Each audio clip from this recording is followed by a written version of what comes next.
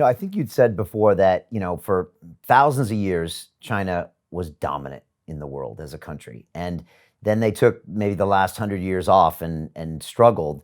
But for them, this is something it's almost like their birthright, right? They believe that in the long run, they should be the dominant force on this planet, and they're putting those plans into place. Well, it really is. And if you think about it, and if you've lived there, as I have, you understand that, the Chinese are a proud people.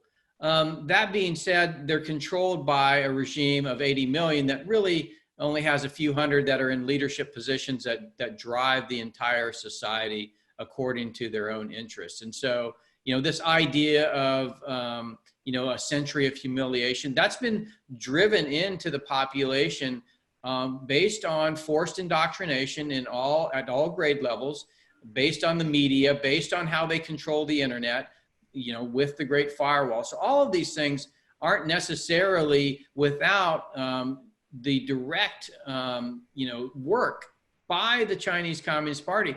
Quite frankly, that was instituted after the Tiananmen Massacre. So the Tiananmen Massacre occurs. There's a number of discussions. Those are released, behind the scenes, Chinese Communist Party discussions, leadership, released as what's called the Tiananmen Papers. And if you go read those Tiananmen Papers, it's a number of speeches given by Chinese Communist Party leaders surrounding the discussion with regard to how they're going to deal with the protests in Tiananmen Square. And when you look at those discussions and the aftermath of the Chinese Communist Party-led regime, they change very drastically from that point on to be much more ideologically oriented without forsaking their access to innovation, technology, talent, and capital from the West. So they've designed their system based on their need to control the way the Chinese Communist Party think about the world. And they've been very effective at that, using technology to do that. So, if you look at the tech companies, the major tech companies today, they are very powerful in essentially setting kind of the mood, what people think about things. They're influencers on a large scale.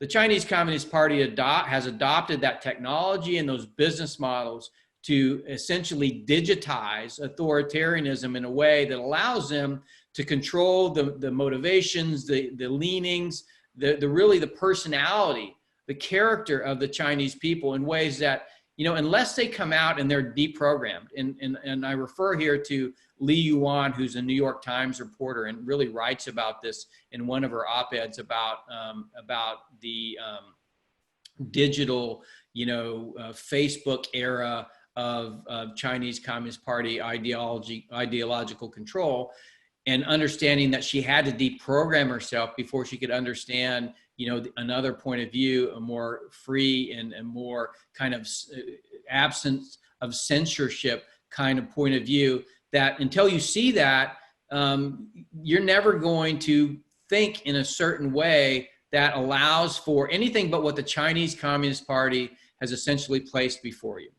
Yeah, there's an old expression that someone says, I don't know who discovered water, but it definitely wasn't a fish, because that's its reality.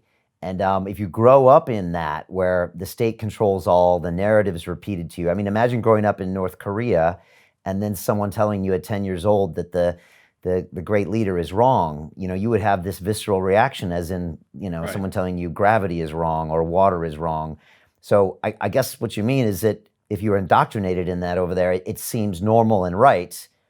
And this Western perspective probably seems as foreign to them as they seem foreign to us.